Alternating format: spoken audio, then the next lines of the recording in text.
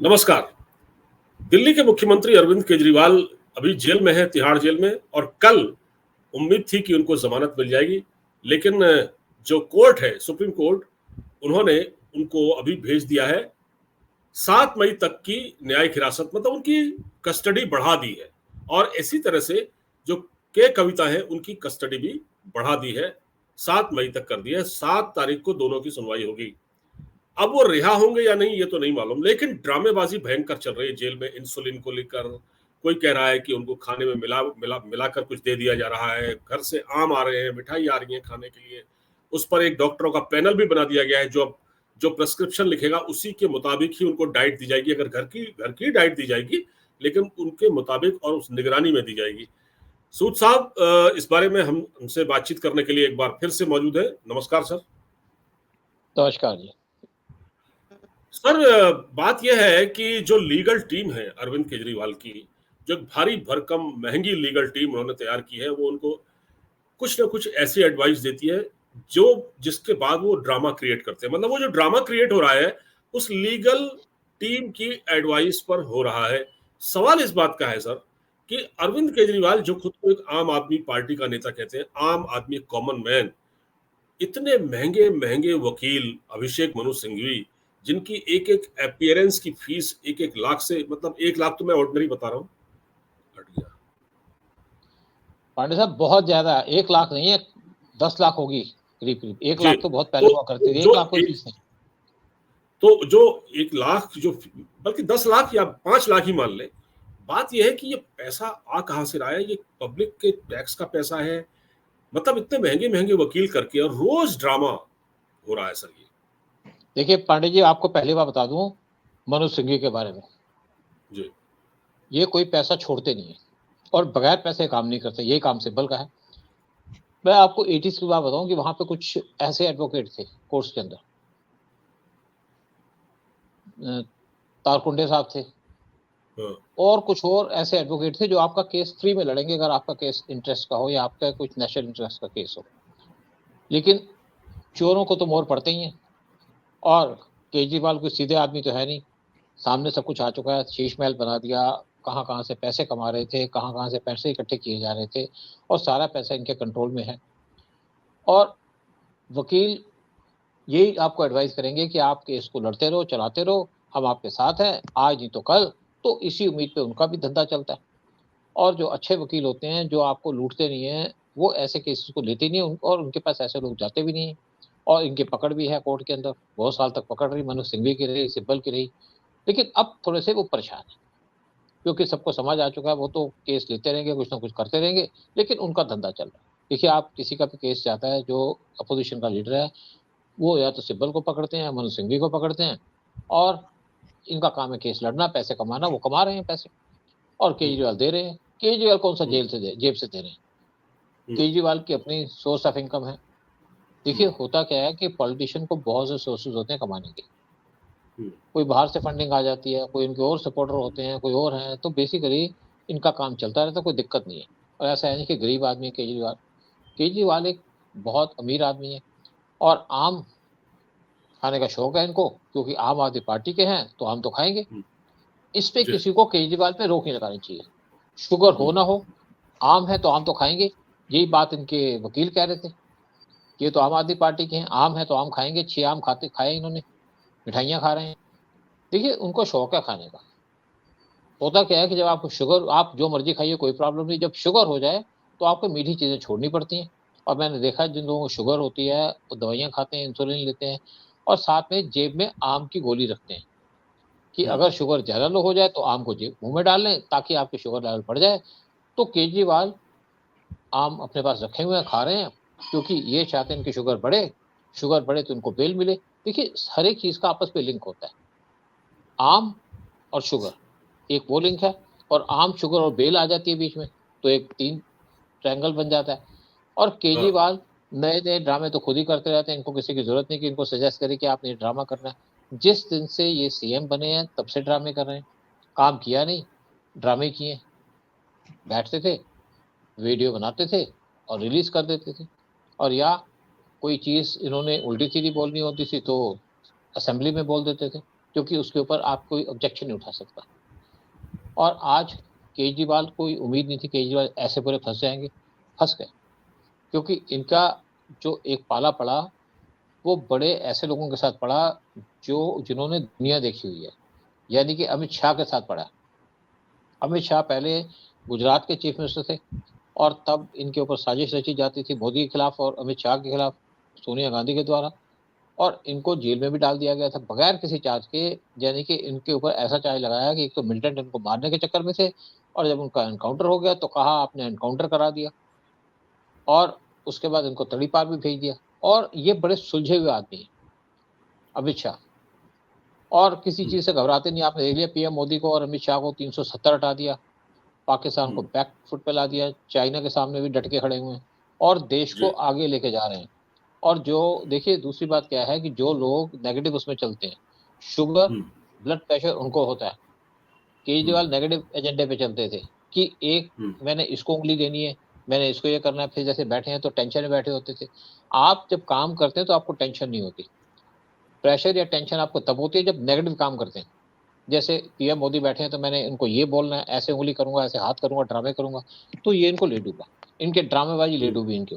और इनको उम्मीद थी कि मैं जेल में जाऊंगा तो पहली बात तो जाऊंगा नहीं, इसीलिए 10 जो इनको नोटिस भेजेंगे उसको इन्होंने समन भेजेंगे, उन्होंने इग्नोर किया।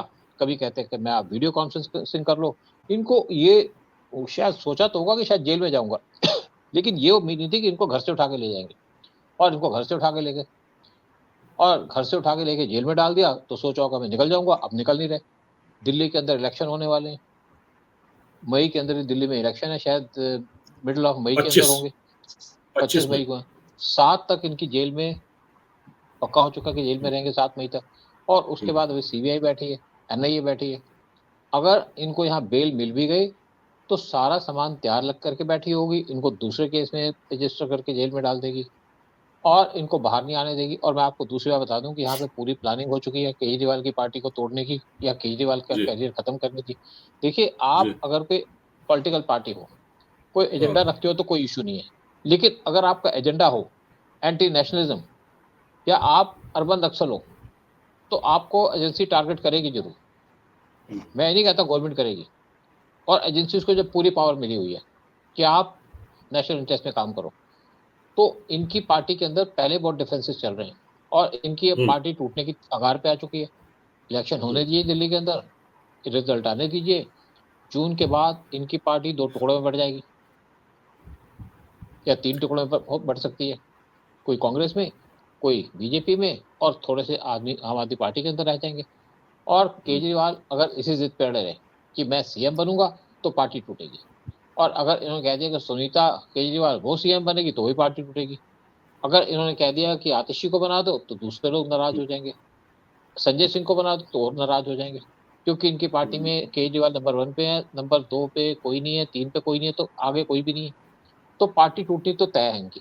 और जब आप कार्ड्स बनाएंगे, आप क्या क्या कहते हैं, हाउस ऑफ कार्ड्स बनाएंगे तो ढहेगा तो सही, क्योंकि इनकी पार्टी का एजेंडा कोई नहीं है, इनकी पार्टी का प्रोग्राम कोई नहीं है। बातें तो बहुत बड़ी बड़ी की, जैसे जब पावर में आए थे पहली बार तो इन्होंने 70 प्रॉमिसेस किए थे, एक प्रॉमिस फुल नहीं किया। अभी क्या है कि आपके और आ रहे हैं, आपके जो इनके स्कूल बने हैं उसका भी एक नक्शा सामने आ रहा है कि क्या क्या गड़बड़ी की है वहां पे। और भगवंत मान वैसे ही परेशान है जी, वो सोच रहे हैं केजरीवाल बाहर आएगा तो केजरीवाल उनको टारगेट करेगा, नहीं आएगा तो अकेले झेल नहीं पा रहे। और इस टाइम पे पंजाब में बड़ी गड़बड़ हो रखी है कि इलेक्शन में क्या होगा क्या नहीं होगा। तो एक तरीके से पूरा कंफ्यूजन चल रहा है, हड़कंप बजा हुआ है आम आदमी पार्टी में। सर ये आज मैंने आज एक वीडियो आया है जिसमें दिखाया गया कि पहली बार अरविंद केजरीवाल की पत्नी सुनीता केजरीवाल दिल्ली के हनुमान मंदिर गई हनुमान जी के दर्शन करने के लिए। तो पहली बार गई, केजरीवाल तो गए हैं, उन्होंने तो ये ड्रामा किया है, लेकिन वो भी आज गई हैं।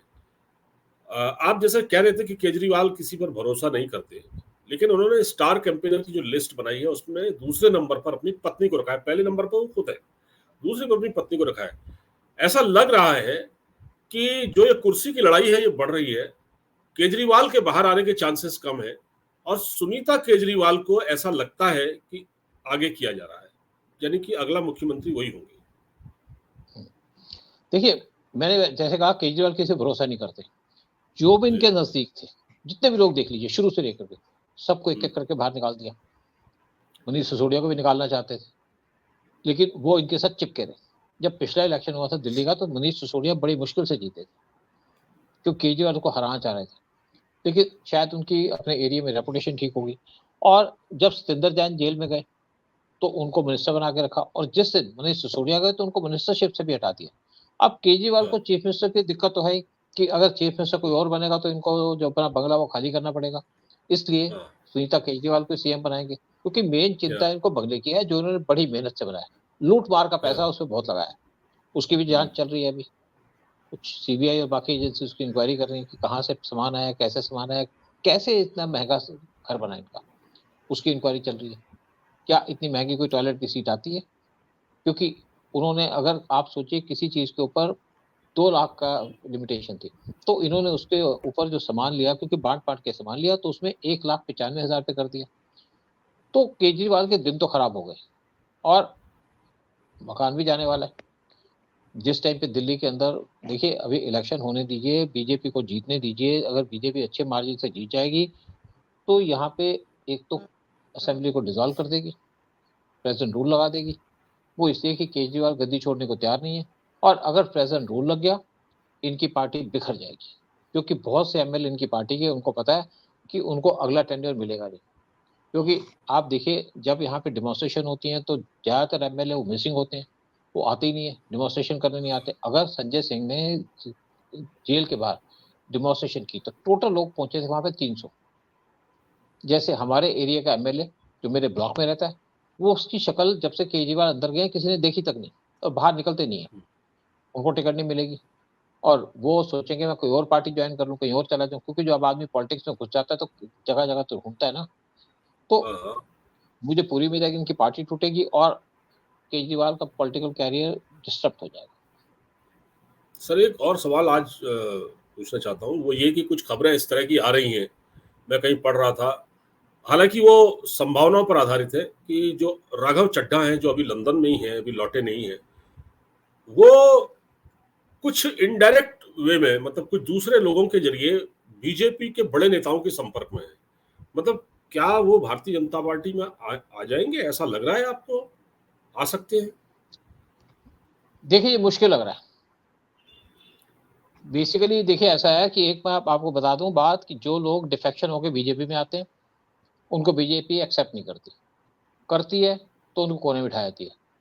सिर्फ कुछ स्पेशल केसेस हैं, जैसे सिंधिया, क्योंकि सिंधिया एक प्रॉपर तरीके से बीजेपी में एंटर हुए थे, उनको चाह भी रहे थे बीजेपी वाले या मोदी की आवाज है। और हेमंत बिश्वा अगर करेक्टरफुल आदमी होगा तो उसको एक्सेप्ट करेंगे, लेकिन राघव चड्ढा का कोई करेक्टर तो है नहीं, कोई उनकी रेपुटेशन नहीं है, तो उनके आने से फर्क भी नहीं पड़ेगा, कोई आया तो नहीं, उसको पकड़ खड़ा करके यहाँ पे एमपी बना देंगे। अब जैसे कांग्रेस ने गलती की है, कांग्रेस ने कन्हैया कुमार को दिल्ली से खड़ा कर दिया, बवाल बच गया यहाँ पे, और जो दूसरे यहाँ पे खड़े किए बाहर के, उनसे भी बवाल मचा हुआ है। तो राघव चड्ढा के बीजेपी में आने का मतलब तो नहीं बनता, लेकिन हो सकता है कि आम आदमी पार्टी को तोड़ने के लिए उनको एक्सेप्ट भी कर लिया जाए। लेकिन वैसे राघव चड्ढा के बीजेपी में ज्वाइन करने का पर्पज नहीं बनता। हाँ ये जरूर है कि उनकी जो वाइफ है वो बहुत खुश है और एंजॉय कर रही है। वो उनके कई वीडियो देखे हैं यहाँ पे कि राघव चड्ढा के अंदर जाने से खुश है या किस चक्कर से खुश है। बिल्कुल ठीक कहा आपने सर।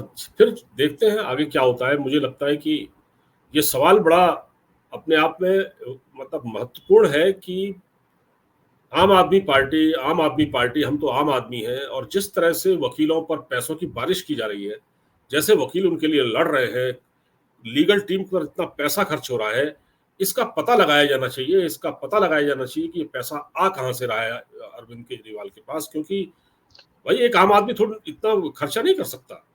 देखिए आप अरविंद केजरीवाल आम आदमी पार्टी नाम इसलिए रखा था कि आम खाने के लिए, बाकी कोई आम नहीं है, बाकी तो खास आदमी पार्टी है ये। जैसे इन्होंने दिल्ली के अंदर लूट मचाई है, जैसे हर एक स्कैंडल किए हैं, जैसे यहाँ पे धंधे किए हैं, और जैसे बगैर काम के चलते रहे। और देखिए केजरीवाल कैसे चलते रहे, प्रोपेगेंडा के ऊपर, टीवी के ऊपर ऐड, इसी चीज पे चलते रहे। कोई टीवी वाले के खिलाफ जाने को तैयार नहीं था। आज भी बहुत से टीवी चैनल केजरीवाल के खिलाफ नहीं बोलते। उनको पता है कि दोबारा केजरीवाल आएंगे, पैसे बहुत है इनके पास टीवी में ऐड देने के लिए, और जब तक केजरीवाल और ज्यादा कमजोर नहीं होंगे तो ये टीवी चैनल वाले इनको सपोर्ट करते रहेंगे, या कम से कम इनके खिलाफ प्रोपेगेंडा नहीं करेंगे। बिल्कुल ठीक है सर, बहुत बहुत धन्यवाद हमसे जुड़ने के लिए और बातचीत करने के लिए। नमस्कार, जय हिंद। नमस्कार, जय हिंद, जय भारत।